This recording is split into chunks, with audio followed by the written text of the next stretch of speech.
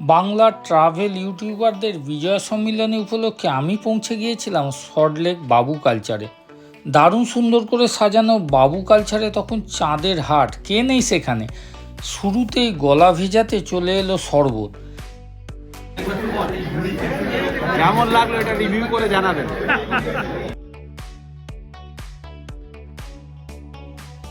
সাথে ছিল নানান রকমের মিষ্টি। অসাধারণ একটা মিষ্টি আছে, অসাধারণ।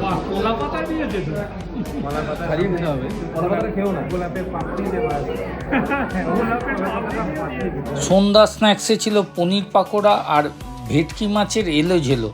নামটা কেমন মজাদার না? সাথে চা, আড্ডা, গল্প আর আলাপচারিতায় সন্ধ্যাটা জমে গেল। ডিনারের মেনুতে ছিল লুচি, ছোলার ডাল, আলুর দম, পোলাও, চিকেন কষা আর দই। পদগুলো